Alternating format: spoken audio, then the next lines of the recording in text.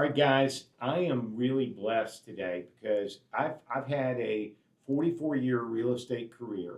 In the 44 years, I've had 8 managers, and didn't change managers by choice when it happened. Always loved all of them. It took time to get to know each one as we're going, but things happened in their lives. I never left them. Wasn't like that. But it's been interesting for me throughout my career to figure out how I function with different managers and what their styles are and whether they let me be myself and really when they're helping. And I brought Teresa Blasi, who is my current manager, in today, who I am absolutely a fan of, and I want to tell you why today. I want you to understand what makes this this Midtown Coldwell Banker office so exciting is that Teresa lets us go where we want to go and then aids us when we get stuck wherever we are and is willing to pitch in whenever we need something, but doesn't pitch in when we don't need help and understands really how to deal with not only the mature agent that doesn't need a lot of help, but how to collaborate and help that beginning agent that maybe needs their hand held all the way through that transaction. And, I'm blessed to have Teresa here with us today. It's kind of an impromptu, but I wanted her to discuss today what enables her to have that freedom with people, to give them that so much freedom in what they're doing and what in her background has enabled her to set aside her ego sometimes and let that other person shine through because it's a big issue. And Teresa, I mean, that's one of the things I'm really curious about. So if I were a young neophyte agent, I wanted to be able to help other people, but I didn't want to like just take them over.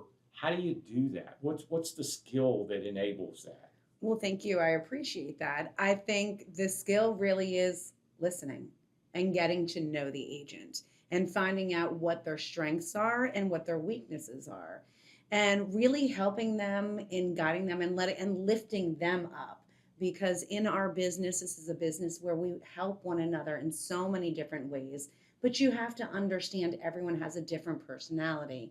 And I think just again getting to know the agent and finding out where I can help them goes a long way.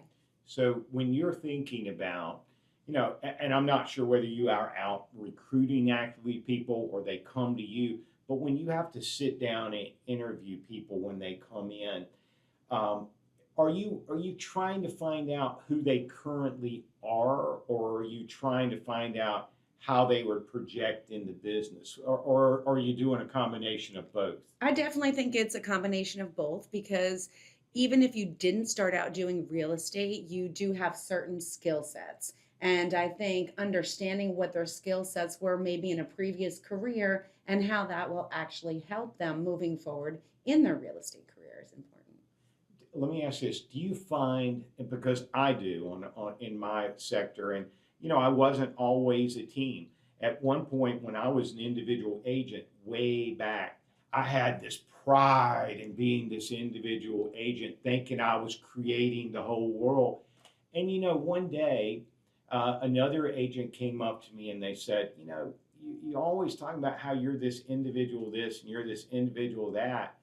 Everything I ever see you doing, somebody else is always helping you do it. I was on the other side of this transaction and this thing and that, and I started realizing, you know what? Even those of us who want to say we're an individual agent, we're really on a collaborative team. We're on the team that's in that office. We're on the team of people surrounding us, but we're in a big team of 19,000 people as agents that work this triangle market. So one of the things that I am so excited about having you be my manager is I feel like you're this cheerleader that just completely encourages the team aspect of things, and it makes my team that thinks they're this individual thing feel so much a part of the collaborative big HPW team. Because and I want to ask, here's my question: how do you make a team as large as mine feel like they're engaged in your team, but then at the same time, make them understand how they're connected to Coldwell Banker as a whole? I think just letting everybody know that I'm here to support them. And no matter what, there's no question that's too big or too small. I think that people want to be near other people just in general. And I think collaboration, whether you're on a team or you're an individual agent, is very, very important because real estate could be a lonely business. But knowing you have support and letting everyone know that they are supported is how we can make things happen. Well, I feel, and by the way, guys, I'm going to just tell you, as an agent that has been with Coldwell Banker for 18 years, I feel sometimes like I let my company down because I'm not always necessarily recruiting for the company, but I know that recruiting, everything we do in our transactions daily is kind of recruiting because I wish I could get everybody to understand, and Teresa, and I want to ask you how you do this. I wish I could get everybody to understand in a transaction how if we stop viewing each other as adversaries and view each other as collaborators and maybe mediators of trying to get these two people who have totally different wishes on a page together without thinking we're fighting with each other. And if they can see how we get along, how much better it would work. So in your team approach, because one thing I never hear any of your agents are out in the marketplace causing friction. I always hear about this calmness that your agents bring. How do you get people to understand that they're not against that Keller Williams agent or the other agent that works for whatever company, their Compass or whatever the other big collaborative is? How do you get them to want to work together? Well, I think in the big grand scheme of things is we're all in the same business together. And helping people is why most agents get into this business. And I think helping them understand and realize the end results is whether it's helping somebody get their dream home or move on to another chapter in their life. I think helping agents understand we need to listen and move forward. And we are friendly with one another and shouldn't be anything but that because our agents are helping people win. So the other thing that, and I can tell you, I know a lot of companies out there really brag about the education element they bring to the table. Let me just say this to you guys because I get emails with all these invites to contract classes, to all these different types of building blocks that I could absorb. How much of your day is spent figuring out that education process of, I know you got to train individual agents, but you do it collaboratively in these big group settings too. Is that a big portion of your business? Absolutely. And I think everyone can be contributing to that, whether you're a brand new agent or you're a very seasoned agent. Everybody has different ideas and they share, and that's one of the greatest things about HPW is no one's like, I'm not going to tell you where I got that business. They want to share. They're excited. They want to help each other out. Yeah, I find when something works, if I just keep it to myself, it's not that exciting and I forget about it. But if it's something that we're doing and I see it working and then I show it to someone else and it works for them, now I'm convinced it wasn't just a freak accident, it works with them too, and they can be kind of a test model for me. But okay, so some big questions, and these are big ones. And we are so blessed. Let me just say this, and we're going to have Fred Moreno on here in a few weeks. We are so blessed at HB&W to have a corporate attorney that has feelings. I didn't know attorneys could have them. This one does. But he also listens, and he's one phone call away every single day. But his amped up on the law stuff he's been doing recently on social media, I've really found exciting. But we got some things going on in our industry. And, some of it we have to get help from legal advice. But I want to get your opinion. I've voiced mine, but I want to get your opinion. NAR and our local real estate commission were holding hearings the other day trying to abolish dual agency. Like, how does that make sense? And in your mind, is there any reason that a competent person who's honest couldn't represent two sides of the transaction? I would have to say that on that note, I think it depends really on the agent, and I really think it depends on the client, right? We do need to talk to the client and find out how they would feel about that. Do they feel okay being represented by just one person and having a sole buyer's agent or seller's agent? Or do they not mind having that dual agency combination, however? Well, and let's talk about it in a broader context Sure. because, HPW has the most listings in the triangle right now. It doesn't matter how you look at it, we just do. And so that means we're going to get an awful lot of lead calls on each other's business. And realizing that even if we're becoming a dedicated buyer's agent, we're still a dual agent in that transaction because the company controls the listing and we work for that company. So we have to also represent that seller's best interest if we can. But I find most people in life want everybody treated fairly. I know there's no fair in life, but I think most people want that. If we did away with dual agency, wouldn't that mean that we could no longer, even in a company, sell our own stuff? Wouldn't that be the terrible portion of this? Well, if they did away with strict dual agency, yes. If they continue on the path of buyer's agent, a designated buyer's agent, and a designated seller's agent, it would be a little bit different than just straight dual agency. So I find that we're coming in this big circle. So when I started my career, there was only seller sub-agency. No one worked for the buyer in those transactions. And then out of the blue sprung up these 4 home buyer companies that only represented the buyer's interest. Most of those have gone out of business over time because it was hard for them to just go out and trap buyers because the listings themselves create the customer. The listings you put on create whatever it is. And, so for me personally, I find dual agency to be really the thing we should all strive for because I believe the agent that has that home listed has more knowledge about that home than anybody else could have. That now you hope they'll share it and convey it, but they at least have it. And I think it makes it so easy for that buyer to find out the information they need to be secure in the transaction. So, as these things are unfolding, and I don't know if people really realize this, but it was a stat that actually Brian Pate gave the other day when he spoke at the Real Estate Commission. The Real Estate Commission complaints, less than 1% of all their complaints are over dual agency as a topic. It's actually 0.007% of all of them that they receive because they get a lot.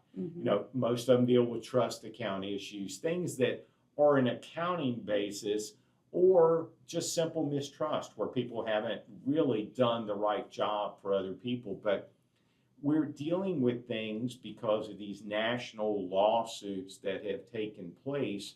And do you ever feel like, and I don't want to put you on the spot with this, but do you ever feel like that maybe sometimes the National Association of Realtors is becoming disconnected from the local boards and from agents in general? Or do you think, okay, well, they always are only thinking about us? What's your opinion? Well, my thought is I do feel that they are supporting real estate agents as a whole. And I think that there are lots of challenges that they need to deal with. And I think educating themselves on how they can help our industry and portraying that to us and letting us know, truly feel in that manner that they're there for us. And I think that if they do a great job doing that, then we will embrace them as well. The only thing I challenge in that is in my 44-year career, we have changed how we represent people so many different times that I think that's what confuses the general public, is that we keep following a new set of rules every 3 or 4 years. When one problem happens in one transaction, we think it's going to happen in all transactions. And in this case, the dual agency think we can prove it out that they don't even get the complaints. So to have to hold a public hearing about something that isn't even an issue is concerning, because I think we do a great job locally in North Carolina with our forms. I believe we disclose so well, and I mean, maybe even too much. We have so many different disclosures along the way in a transaction that let the person know how they're being represented, that I feel like maybe North Carolina should be a model for the rest of the country. I realize we are a buyer beware state, and California is a seller disclosure state, Florida is, New York is. I realize the basic definition in states is different, but people don't change from state to state so much. We're all actually people at the end of it. I find that what's happening is we're going full circle back to where we started again. Like I wouldn't be shocked if somebody came out and said, well, we're only going to have seller sub-agency again at some point, and try to differentiate these roles. The transaction has, for the last 30, 40 years that I've been in it, has had a somewhere between 4 and 8% commission that was doled out somehow in a transaction. And across the board, while we know those things aren't fixed, the property values for the last 44 years have had those commission structures in those property values. And when appraisers do appraisals, they don't adjust for commission ever. It's never an adjustment in an appraisal. So I believe over time, we've really seen that, the marketplace itself has, and if you looked at the average over time, it's somewhere between 5 and 6% that it's averaged across the board, no matter who was paid those amounts. And in our appraisals, all that's built into this structure of what we're doing. If we do things dramatically now to change how real estate's done, we're going to do severe damage to appraisals and how properties are viewed, and even make it more difficult on those people possibly. One of the things, and I don't mean this to be a monologue because I want to ask you a couple of questions about that. When we're talking about the appraisal side of it, how do you aid your agents when appraisal issues arise? Do you handle them before the appraisal's done, or do you try to handle them better once there's already a problem? Well, I think that goes back to education. I think it goes back to education, and going back to real estate is as the basic. If the agent can educate them on the specific property that they are price pointing or helping assisting their client's price point, then they shouldn't really have a concern about if the property is going to appraise. And that is one of the best things about our firm, is the education on helping, guiding them what specific areas. As you know, you do construction all over the place, and resale and new construction as well. So I would ask you that question about your helping someone appraise a property. So on our team, one of the things that we recognize is, because sometimes when we're doing new construction, we're creating new comps for our own selves, that we have to find other like kind subdivisions somewhere out, if there is one. And we try to do it before we start marketing a house, because we don't want that appraiser to have to work too hard. We want to make his job easy. So we go out and identify properties that would help appraise the properties we're bringing to market. Because if I'm going to do a 100-lot subdivision and one hasn't been done like that in the location we're in yet, there might be one 20 miles away, 10 miles away, a mile away. Now, normally appraisers wouldn't use these other things as comps. I've got to figure out how to prove to that appraiser that this is a like-kind property. Even though it's disconnected in distance, what makes these two things alike? And we try to figure that out, because going to market with that first sale in a new community, you never know whether it's going to appraise or it isn't, because unless you do this pre-work. And that's what we try to do. Now, I find fixing an appraisal after the appraisal's been done is more difficult. Absolutely. Unless I have a really open appraiser that'll listen to your opinions, because like we say, guys, appraisals are simply an opinion of value. And the appraiser's opinion is what matters in those Absolutely. transactions. Absolutely. But I find right now, since we've gotten past COVID, I'm not seeing as many appraisal issues. I don't know if you are or not.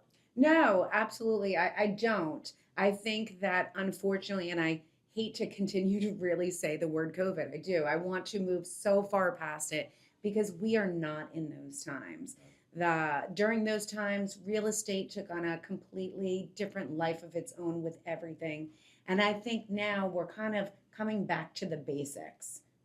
I believe our market has recovered from COVID, and now we're a normal market again, unfortunately.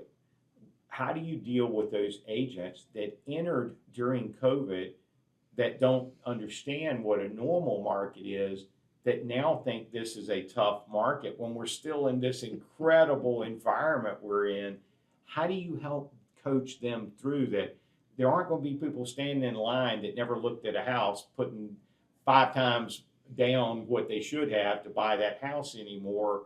That wasn't normal. Right. How do you convince them we're in normal now? Well, it depends. It depends on what type of situation we're talking about. I think showing them step by step by step how real estate actually works and being able to have a conversation with their client and let them know this is what fair market value is. And I think that is very, very important.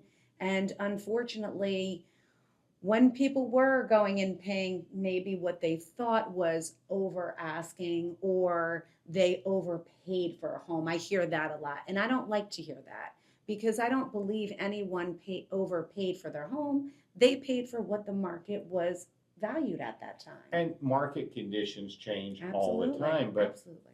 the good news, we've gotten far enough past COVID that whatever run up there was took place, and now the normal appreciation is caught back up. And I think that's where we are right now. I think we're at this equilibrium phase where, yes, we're going to see normal market appreciation going forward, but not crazy stuff. Sure, we You know, can't sustain that No, if it nobody continued can. on. Moving and on. Yeah. the best thing about this market was that for 44 years, I could put 3% in or 3.5% in as an annual appreciation, and it held true for 44 years until we ran into COVID. Right. And about 3 years after that, things went insane. We've leveled out and caught up now, so that's not a problem. But you mentioned one thing again, and I keep hearing you say education. One of the great parts of being here at Coldwell Banker, and that should be a recruiting tool we should be blaring out to people, is that free continuing ed portion of this. Absolutely. Tell them about that. Absolutely. If you are with Coldwell Banker, Howard, Perry, and Walston, your 4 hours of elective and 4 hours are mandatory. We pay that bill for you.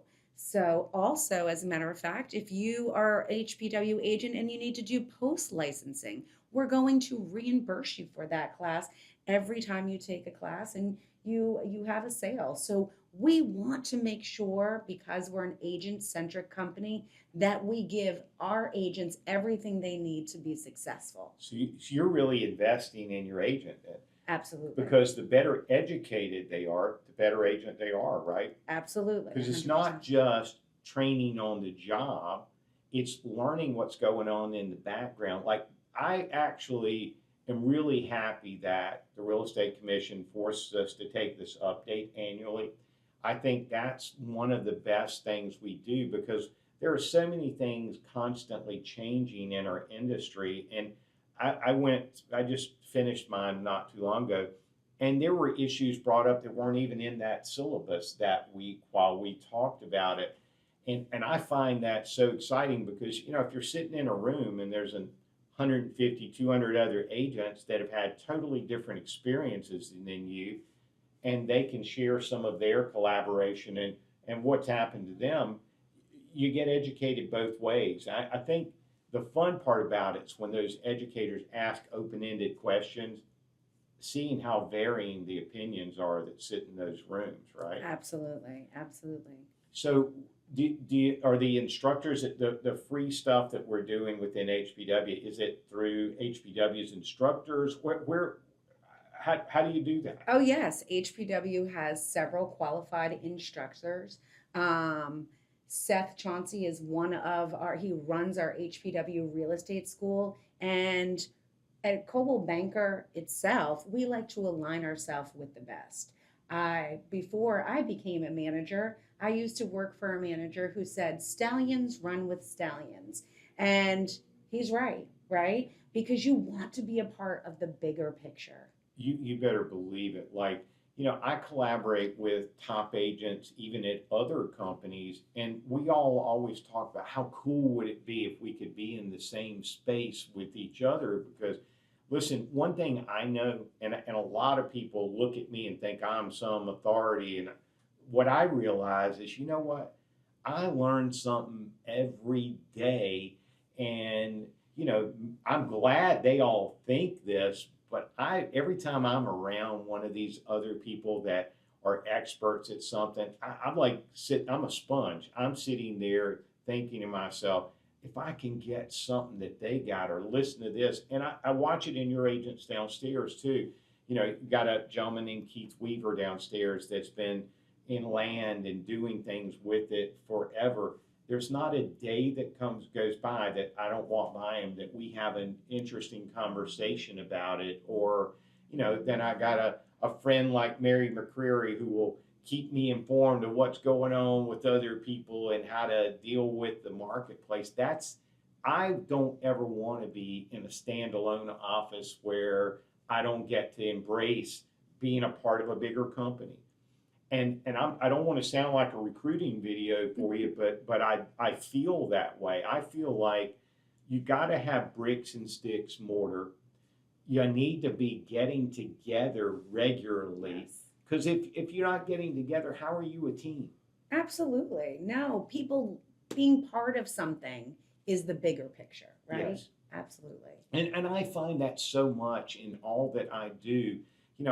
For years, I would go to these national conventions and not take other people with me or not take my team. And I win this award, and the person sitting in the audience doesn't know me from Adam. And, it's like, well, okay, yeah, they just believed whatever they said up here. But when you're people you work with, that's what I love about Coldwell Banker as a whole. When we have these national conventions and we get to view people from all over the country, and we go back over and over and meet those same people again, I find that invigorating. I find, because every market's different, right? Absolutely. Absolutely. I think Coldwell Banker truly does walk the walk and talk the talk. I agree. And I also think HPW does, because one of the things I've noticed over time is when people are going to conventions and things like this, HPW has contributed sometimes towards helping these people go, because they want to encourage them to learn wherever they learn, right? Absolutely. I will say this one thing. I started my career as an agent with Coldwell Banker, Howard Perry, and Walston, and I've never, ever regretted a moment. To be honest, as I started getting into the recruiting aspect of it, I really thought everybody offered the same, but they don't. And I'm really, really mean that when we say that HPW is family, it really, truly is. There is no question. We had our awards banquet not too long ago out at the Angus Barn, and that night I really felt it, probably the most I've felt it in years, because we had some people there dealing with different health challenges that still came across the stage, that their teams had won awards, but it was obvious some of those people were struggling with health issues while they were there. But seeing them still wanting to be there and that support that they were getting from others, And, quite honestly, even our owner, how the support was there for him that night as well. But, the exciting thing for me, and I've only been here 18 years, so I've been with three companies in 18 years and didn't, in 44 years, and would have probably stayed with each one. The first company, the guy retired, so I had to go to another company. When I get to the second company, they sold their company to another national franchise, and I didn't happen to agree. I find that people are, if a day isn't going well, they're trying to decide where they're going next instead of staying and making the environment you're in the best you can make it. There are so many agents with Coldwell Banker that have been here for 50 and 60 and 40 and I mean all these years, like 18 years in, I am a neophyte as a Coldwell Banker agent. I've got friends out there like Rose Brogley, who's been with the company longer than I've been alive. And, that's exciting because it's not changed that much. Yes, we've kept the Coldwell Banker brand, but HPW's brand itself separately is exciting to me.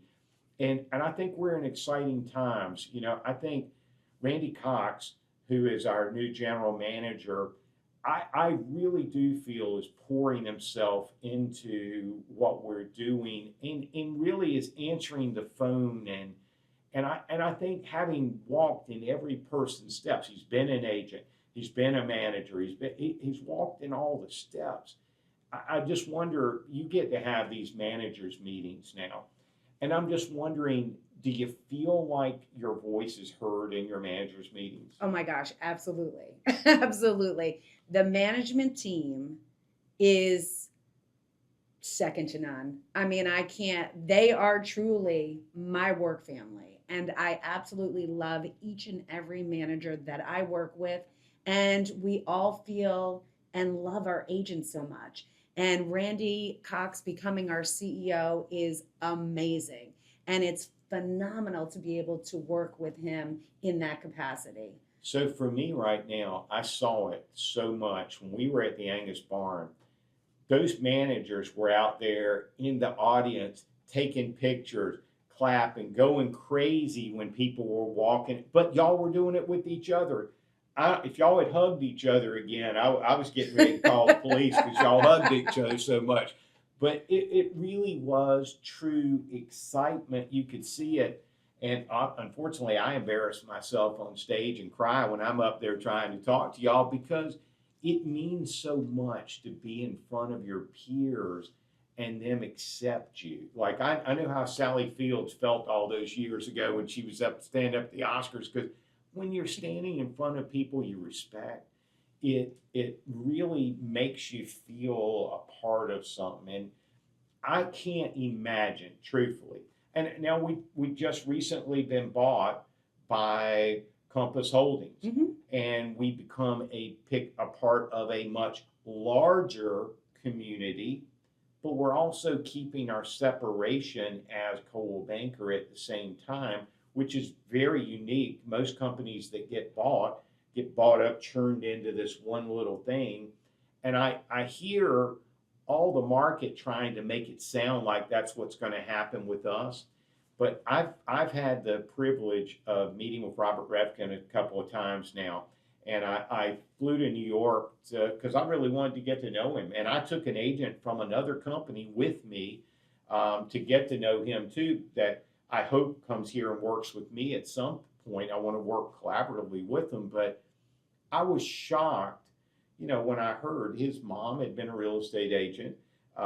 He really seems to care about what's happening in our industry, but the industry wants to lay labels and tags and attack everybody right now sometimes because they feel competitive in space. I think it's natural when you've got a million brands that things homogenize and come back down into smaller groups. And I think the reaction to that's going to help us all long term.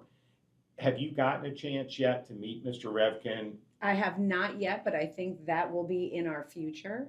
And I'm excited. right? Because if you're not changing, you're dying, right? Correct. So I think it's super important to look at the whole big picture. Don't make yourself here.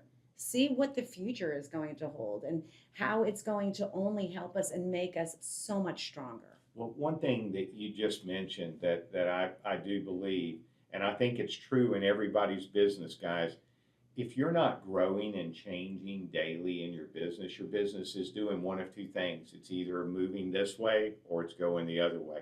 Business cannot stay right here. No one's can. And guys, you may be out there thinking to yourselves, well, my old clients are just going to give me all business I need. Find other ways yourselves. Like, I never thought I would want to be on video doing things like this, but you're getting a picture of my manager today that Teresa's getting. She was a little nervous coming in here. I didn't give her any pre-warning about what we were going to talk about because I wanted the real her to come through to you today. She's the least pushy person, but the strongest person to have your back that I can imagine out there in the market. So all I want to say is thank you, Teresa, for being my manager number one, but thank you for making HPW the best place in the Triangle to work. Thank you. I love working here. Thank you so much.